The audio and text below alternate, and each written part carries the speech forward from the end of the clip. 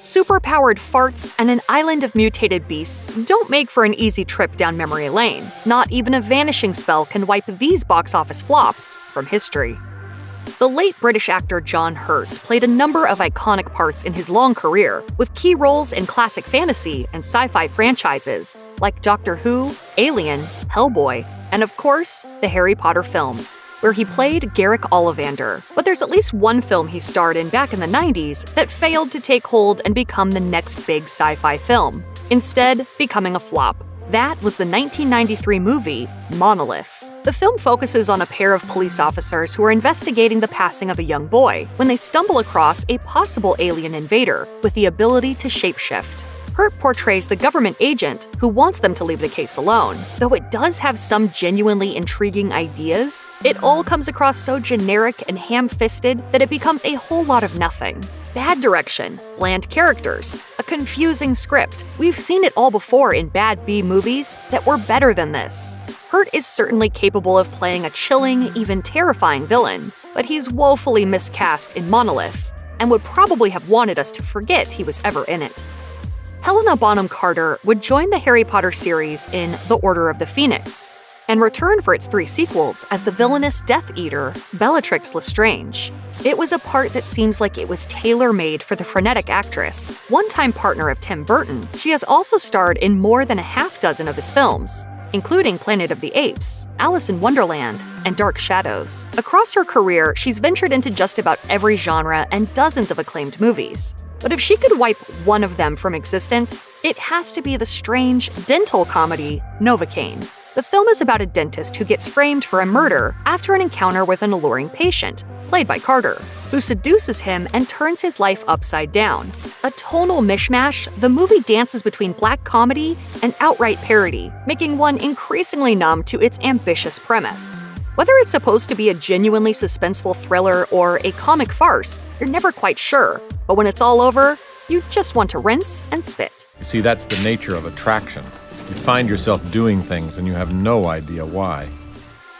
Before Harry Potter, Alan Rickman already had several well-known roles under his belt, including the Sheriff of Nottingham in Robin Hood, Prince of Thieves, and the villainous Hans Gruber in the action classic Die Hard. But he'd reach a new stratosphere in the Harry Potter series, portraying the dark, enigmatic Professor Snape, a wizard who seemed to blur the line between good and evil. Already a Hollywood fixture, the role further cemented Rickman as one of Hollywood's finest stars. But Rickman wasn't without his duds, and few can measure up to the disappointment of Mesmer, a bizarre biopic about Franz Anton Mesmer. Mesmer was a doctor who peddled his theories in hypnosis and mystical energies in the 18th century. The result is a film that's about what you'd expect from a period drama based on a forgotten figure in pseudoscience history, even if Rickman is his usual charismatic self in the title role. Still, the actor alone often can't save a film, though he tried. This is very kind of you. Before Ralph Fiennes played a heroic old-fashioned super spy in The King's Man, the actor who starred in Harry Potter as Lord Voldemort led a flop called The Avengers. It's a movie that Fiennes and pretty much everyone else involved would be thrilled to forget, as it's one of the most notorious film failures of the 90s. Not only was it a box office dud, but it also came into theaters with high expectations and was absolutely terrible, wasting a star-studded cast and all its potential. Fiennes played the secret agent John Steed in this big-budget adaptation of the hit British television series of the same name. But despite having all the ingredients to be the next big action franchise, The Avengers was a total disaster and a clumsy, charmless film that didn't exactly electrify the box office like its MCU namesake. Fiennes himself slammed the movie, telling The Guardian, "You don't go to work thinking you're going to make a bad film. I went to work thinking, great, let's reinvent the Avengers, which I loved as a kid. It's only now that we look back and groan." Actor Tom Felton came to fame thanks to his casting in Harry Potter, though he'd had a few roles before joining the J.K. Rowling epic. After leaving Hogwarts, Felton struggled to achieve the same success as the franchise's trio of young stars. One film he took on in the wake of Harry Potter that he almost certainly regrets is the horror movie Night Wolf, a film that takes itself way more seriously than it should. Night Wolf centers on a group of teens in a cliched situation, stuck inside a house during a dark and stormy night. One by one, they get picked off by a mysterious creature, a werewolf. Of course, this comes as a complete shock to audiences who didn't look at the title of the movie or pick up the very obvious clues that the filmmakers probably thought were ever so clever. Felton plays the stock stoner character Gary, one of the Beast's first victims. So if you are checking this one out because you love Draco Malfoy, don't expect to see much of him. He might be glad he didn't have to stick around for the film's entire shoot, but he probably wishes he hadn't been there at all. At least he was smart enough to not return for the director's next movie, Strippers vs. Werewolves. Bet you loved that, didn't you, Potter?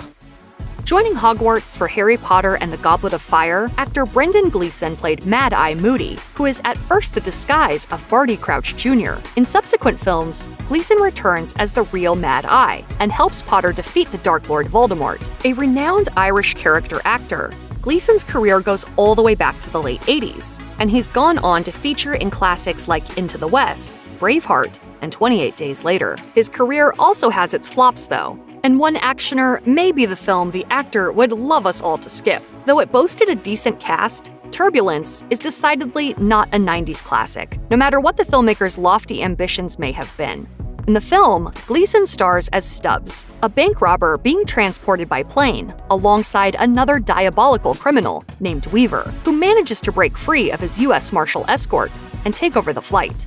It may have been a compelling starting premise, but with flat performances and unimpressive stunts, Turbulence crashed and burned. The film's stark similarities to Con Air, released the same year, definitely didn't help matters either. Gleeson spared himself the indignity of appearing in the 2 direct-to-video sequels, which were somehow even worse.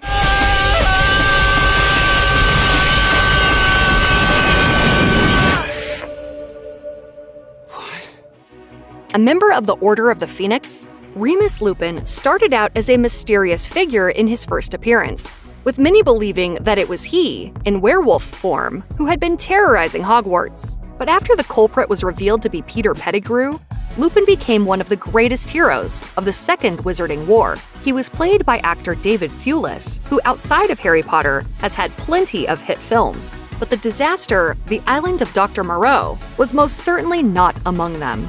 A historically bad film, it was led by Marlon Brando as the eponymous Doctor and boasted a star-studded cast. But it's Thewlis who sparks the film's story, as his character crash lands on the island and discovers the experiments of the demented Moreau, who is creating bizarre, mutated, half-human creatures. Thankfully, the film's failure doesn't rest on Thewlis' shoulders. That's down to Brando's laziness, the film's haphazard construction, and a muddled and meandering story. But perhaps most importantly, it's just plain boring. If Thewlis could back out of this one retroactively, we have no doubt he would. This is the most outrageous spectacle I have ever witnessed. Look at yourself. Actress Imelda Staunton went from little-known character actor to most hated woman in households everywhere when she gave her first performance as the prudish professor, Dolores Umbridge. But just 4 years before she came to fame in the wizarding world, Staunton made a little film she now probably wishes she could make disappear, The Virgin of Liverpool. You'd be forgiven for thinking this one was a grown-worthy adult comedy given its title and place on this list. But it's actually about a statue of the Virgin Mary. The film centers on a young girl who discovers the statue when it is being discarded by a priest during renovations of his church. While her family is annoyed by the statue she brings home, it gets attention from the community for apparently performing an active miracle in a chip shop. Aspiring to be a sappy, sentimental family movie, it ends up a groaner of a story that looks incredibly cheap. So it comes as no surprise to learn that the filmmakers made the movie just a few weeks after finding a random script on the internet. Thankfully, it wasn't bad enough to prevent Staunton from being cast as one of Harry Potter's most delightfully loathsome characters. Deep down, you deserve to be punished. Don't you, Mr. Potter? Even more renowned than Dame Maggie Smith, Sir Richard Harris led the first 2 Harry Potter pictures as the wise, gentle wizard Dumbledore, before the star's unfortunate passing. But decades before he stepped onto Hogwarts grounds, Harris appeared in some of Hollywood's finest films, from classics like The Guns of Navarone and Mutiny on the Bounty, to modern greats like Unforgiven and Patriot Games. But of course, like everyone else on this list, he's got at least one that he would take back if he could.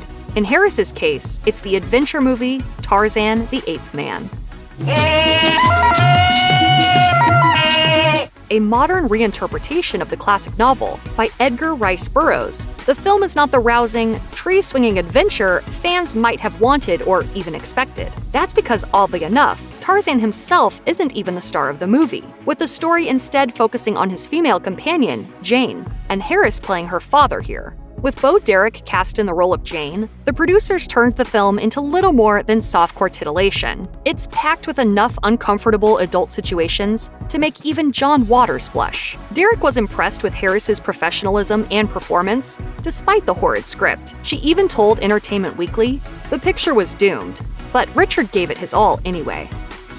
Just 11 years old when he was cast as Ron Weasley in Harry Potter and the Sorcerer's Stone, Rupert Grint hasn't achieved the same level of box office stardom as his co-star Emma Watson, nor has he appeared in highly acclaimed art house films like Daniel Radcliffe. He's preferred instead to stick to roles in prestige television projects, such as the ABC Murders with John Malkovich and Snatch, a series adapted from the Guy Ritchie film. But back when he was just getting started in Harry Potter, Grint also starred in another children's fantasy film, Thunderpants, which is about a boy who can't stop farting. Needless to say, it didn't become a cinematic classic.